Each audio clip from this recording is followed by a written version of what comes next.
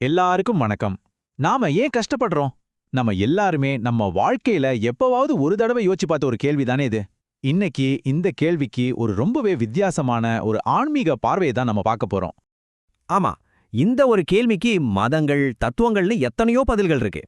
ஆனா, நாம இன்னைக்கு பார்க்க போறது ஒரு சமீபத்திய ஆன்மீக பார்வை.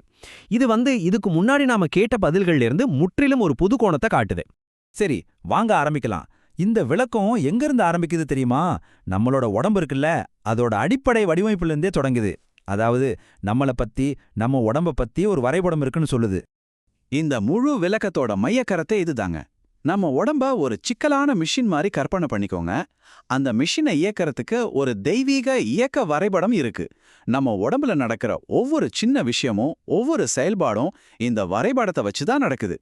இத குருவோட வார்த்தைகள்லயே சொல்லணும்னா அவர் சொல்றாரு, அனைத்தும் இயக்க வரைபடம் ஒன்று உள்ளதப்பா அப்படின்னு. இதுக்கு என்ன அர்த்தம்னா, நம்ம உடம்புல நடக்கிற எதுவுமே சும்மா தற்செயலா நடக்கிறதில்ல, எல்லாமே ஒரு பெரிய பிளானோட பகுதி தான். சரி, இந்த இயக்க வரைபடம் அப்படிங்கிறது கொஞ்சம் குழப்பமா இருக்கலாம். இதை இன்னும் சிம்பிளா, இன்னும் ஈஸியா புரிஞ்சுக்க ஒரு உதாரணம் பார்க்கலாம். ஒரு எலக்ட்ரிக்கல் சர்க்கியூட், அதாவது ஒரு மின் சுற்றை எடுத்துக்குவோம். இந்த ஒப்பீடு விஷயத்த ரொம்ப எளிமையாக்கிடும். இப்ப யோசிச்சு பாருங்க, ஒரு ரேடியோ சரியா வேலை செய்யணும்னா அதுக்குள்ள ஒரு சர்க்கியூட் போர்டு, ஒரு வரைபடம் வேணும் இல்லையா?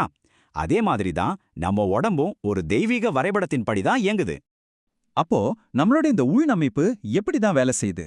3 ஸ்டெப்ல பார்க்கலாம். முதல்ல ஒரு தெய்வீக வடிவமைப்பு இருக்கு. 2வது, அந்த வடிவமைப்பை இயக்குறதுக்கு தெய்வீக ஆற்றல் அதுக்குள்ள பாயுது. 3வது, இந்த முழு ப்ராசஸையும் அந்த வரைபடம் வழிநடத்துது. எல்லாமே ஒன்னோட ஒன்னு அவ்வளோ கச்சிதமா இணைக்கப்பட்டிருக்கு. சரி, இங்க தான் ஒரு முக்கியமான கேள்வி வருது. நாம இவ்ளோ பெர்ஃபெக்ட்டா, இவ்ளோ கச்சிதமா வடிவமைக்கப்பட்டிருந்தா அப்புறம் ஏன் நமக்கு கஷ்டம் வருது? நாம துன்பம்னு சொல்ற இந்த கோளாறுக்கு என்னதான் காரணம்?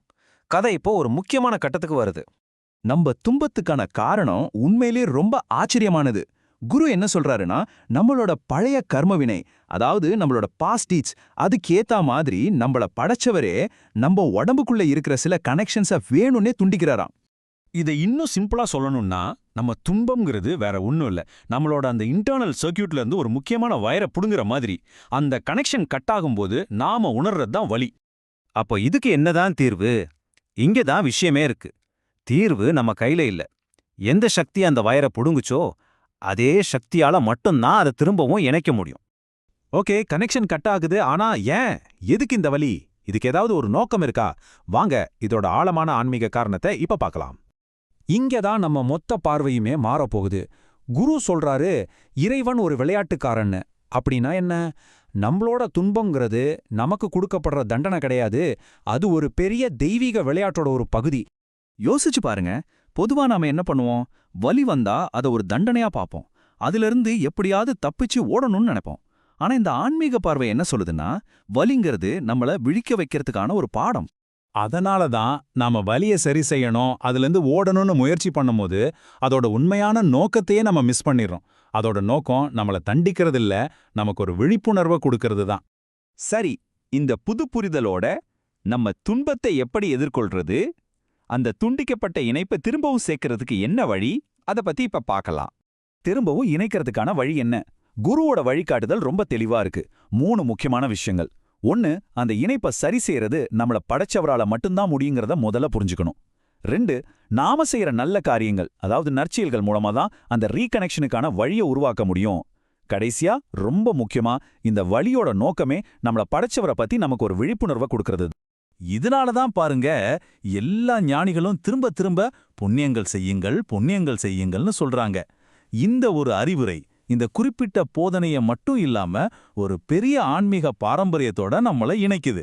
சரி, இந்த ஒரு கேள்வியோட இந்த உரையாடலை முடிக்கலாம்னு நினைக்கிறேன். நாம அனுபவிக்கிற வழி ஒரு முட்டு சந்து இல்லாம ஒரு புதிய புரிதலுக்கான நுழைவாயிலா இருந்தா எப்படி இருக்கும்? உங்க அனுபவங்களை இந்த ஒரு புது கண்ணோட்டத்துல பார்க்க இந்த விளக்கம் உங்களுக்கு உதவும் நம்புறேன். நன்றி.